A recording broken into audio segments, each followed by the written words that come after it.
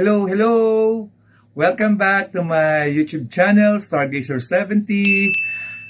Magandang araw at magandang gabi sa inyong lahat, mga kapwa Kunuranians. Kamusta na kayo? Kamusta na yung nagdaang Valentine's Day ninyo? May nakadate ba kayo ng mga bangaw? Sana wala kasi malas yun. Hindi magandang senyalis yun para sa araw ng mga puso. Oo. Anyway, ang ating topic for today ay pinamagatang kong Nora, 2 and 3 consecutive wins of a movie queen. Yes. Ay, bago po muna ako mag-start sa aking content, sa ating topic rather, may konti lang akong ikikwento sa inyo. Nung isang araw, nagulat ako kasi nag-PM si Ate Guy. Tapos sabi ko, hindi ko agad siya nasagot kasi nga naka-offline ako that time. Tapos nung nakita ko na, nung naka-online na ako, nangamusta siya sa akin. Tapos sabi niya sa akin, naalala lang daw niya ako, mag-ingat daw ako. Hindi ba? I mean, that's very, very touching to me kasi bihira na kaming magkita ni Ate Guy at magkausap. So, nung nakita ko yung kanyang message sa aking messenger, talagang sabi ko, talagang nakakatuwa talaga ang isang superstar. Kasi bibihira naman talaga siyang makipag-usap kahit kaninong fans. Well, we know that for a fact right now kasi nga medyo nagpapahinga si Ate Guy kapag wala siyang shooting, walang taping, di ba? Oo. So, napag-alaman ko na magkakaroon siya ng taping sa GMA7 noong February 14. Ganyan-ganyan. And sabi din niya po sa akin, binabasa na daw po niya yung isang movie script na gagawin niya this year. Pero hindi pa rin po niya ma-disclose sa akin kung ano daw yung pelikula. Kasi hindi pa rin daw po niya alam kung ano yung title ng pelikula. Basta meron daw sa kanyang sinubmit na script.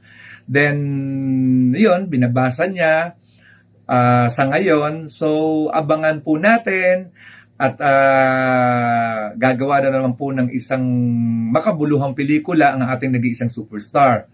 So, going back to our topic na Nora, 2 and 3 consecutive wins of a movie queen. Ito po yung mga pinagwagian po ng ating superstar ng 2 at 3 beses na magkakasunod na taon. Magmula po sa Metro Manila Film Festival, FAMAS, Urian, YCC, FAP, Star Awards for Movies, ang Gawad Pasado at ang Urduha International Film Festival. Yan po at iba pa ang ating tatalakayin ngayong araw na ito sa aking YouTube channel. Okay? Umpisahan po natin sa Metro Manila Film Festival. Si Ate Guy po ay unang nanalo sa Metro Manila Film Festival noong 1978. Ito po ay para sa pelikulang Atchay na nanalo siya bilang Best Performer. So alam na po natin kung ano ang nangyari noon. Alam na natin kung ano yung mga kontrobersiya noon. At meron pang naglasing-lasing, eme-eme, di ba? Na umasa. Aminin nila, umasa sila. Joke. Then, the following year, nanalo din po si Ate Guy ulit sa Metro Manila Film Festival para naman sa pelikulang Inaka ng Anak Mo, na nakatay naman po siyempre ang isa pang batikang aktres na si Lolita Rodriguez. Bali po, ito po yung unang magkasunod na taon ni Ate Guy na nanalo sa Metro Manila Film Festival. Okay, 1978, then 1979. Tapos po, in 1990, nanalo na naman po si Ate Guy para sa Metro Manila Film Festival para sa Andrea, Paano Bang Maging Isang Ina. The following year, nanalo na naman po si Ate Guy sa Metro Manila Film Festival ulit para naman sa pelikulang Ang Totoong Buhay ni Pasita M. Okay? Pareho pong Best Actress Awards yan. So, let's go to FAMAS. Sa FAMAS po, nag-back-to-back win po si Ate Guy noong 1990 FAMAS Awards Night para sa pelikulang Bilangin ng Bituin sa Langit. Then, noong 1991, nanalo na naman po si Ate Guy sa FAMAS Awards Night ng Best Actress para naman po sa Andrea, Paano Ba Ang Maging Isang Ina? Bali po, yung Andrea po, ang panglimang panalo na po ni Ate Guy sa FAMAS, kaya po, the following year, ay iniluklok na po si Ate Guy bilang Hall of Fame awardee ng FAMAS. Then, let's go to Star Awards for Movies. Si Ate Guy po ay nanalo noong 1991 Star Awards for Movies Awards Night para sa pelikulang Andrea, Paano Ba Ang Maging Isang Ina?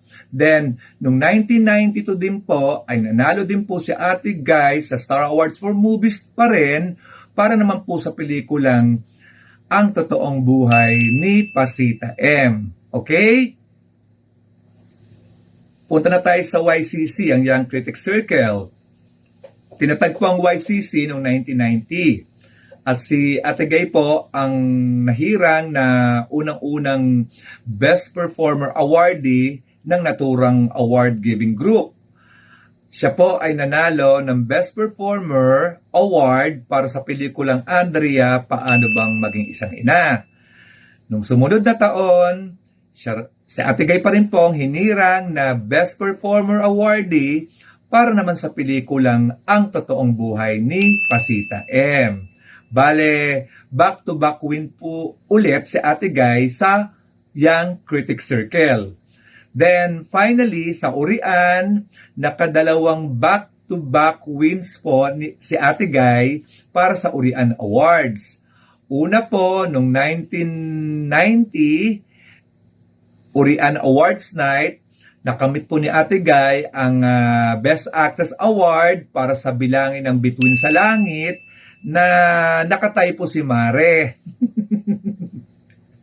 sa pelikulang Pahiram na Isang Umaga. Then, the following year, nakamit po ulit ni Ate Guy ang Best Actress Award para sa pelikulang Andrea, Paano Ba Ang Maging Isang Ina? Then, in 1996 Urian Awards Night, nanalo po ulit si Ate Guy ng Best Actress para po naman sa pelikulang The Floor Contemplation Story. Then, nung sumunod na taon, nanalo din po si Ate Guy para naman po sa pelikula niyang Bakit May Kahapon Pa. So, sa Urian po, dalawang back-to-back wins po ang nangyari sa ating superstar. Let's go back to her 3 consecutive wins. Umpisahan po natin sa Film Academy of the Philippines. Noong 1990 FAP Awards Night, nakamit po ni Ate Guy ang unang FAP Awards niya bilang Best Actress para sa pelikulang Bilangin ng Mga Bituin sa Langit.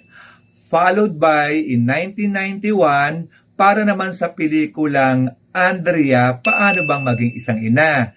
Then, finally, in 1992, nanalo po ulit si Ate Guy sa kanyang pangatlong beses na sunod-sunod na taon para naman po sa pelikulang Ang Totoong Buhay ni Pasita M. Then, we go to Gawad Pasado. Noong 2013, nanalo po si Ate Guy ng Best Actress para naman po sa pelikulang Daywom. Noong 2014, nanalo po si Ate Guy para po sa pelikulang Ang Kwento ni Mabuti. And noong 2015, dalawang pelikula po ang pinanalo ni Ate Guy. Nakatay niya po ang sarili niya. O di ba? Sino makakagawa niyan? Siya lang. Hanggang ngayon, wala pang ibang artistang nakagawa niyan. Nakatay niya ang sarili niya. So, nabigyan po si Ate Guy ng Gawad Pasado para sa pelikulang Dementia at sa kanyang pelikulang Hustisya. Bongga, di ba? Ano na mga bangs? Kaya niyo ba yon? Kaya ba ni Marion? Wow! Then, sa Ordua International Film Festival, noong 2015 po, ay nanalo si Ate Guy para sa pelikulang Dementia. Then, in 2016, nanalo po si Ate Guy para sa pelikulang Taklob. At eto na naman, in 2017, nanalo po ulit si Ate Guy sa dalawang pelikula niya, ang Tuos at Hinulid. So, bali po, sa history po ng mga award-giving bodies, si Ate Guy lang po ang nakakaroon ng ganyang feat in 2 award-giving bodies na nakatay niya po ang sarili niya, and she was bestowed of 2 Best Actress Awards. Mantakin niyo yun? That is very, very tremendous. That is extraordinary. Wala pa pong ibang artista at this moment ang nakagawa po ng ganyang leap, ang nakagawa po ng ganyang record. Ang nag-iisang superstar lang po ang bukod tanging nakagawa ng ganyang kasaysayan bilang isang awardee. Okay? Kung mapapansin nyo, lahat po ng major award-giving bodies sa ating bansa ay nagkaroon po ng back-to-back win po ang ating superstar. From MMFF, to FAMAS, to Urian, to FAP, to Star Awards for Movies, then the Critic Group, na YCC, the Academ Group, ng Gawad Pasado, and Ordua International Film Festival.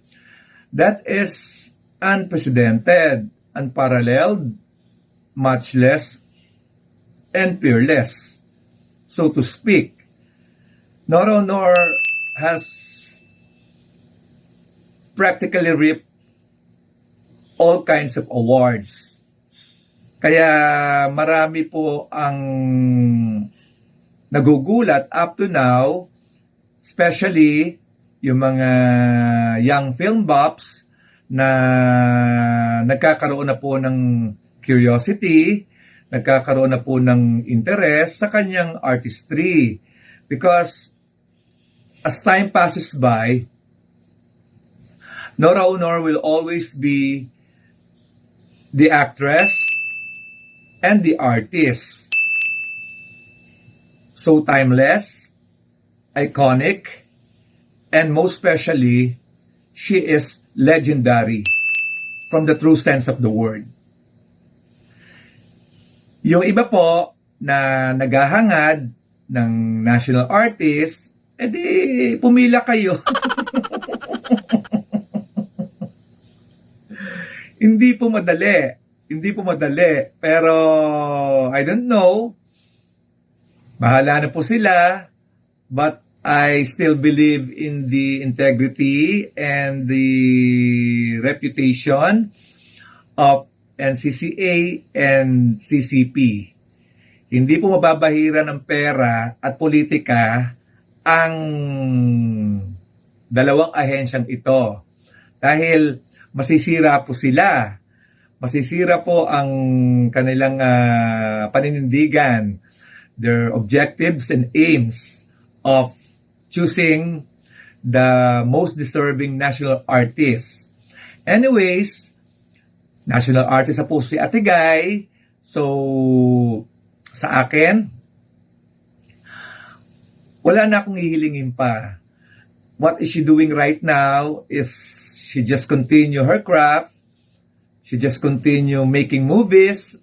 And on the side, she's making television projects. That's more than enough for her to retain and stabilize her being an artist in the entertainment field. Okay? Sa'yo, Ate Guy, mabuhay ka.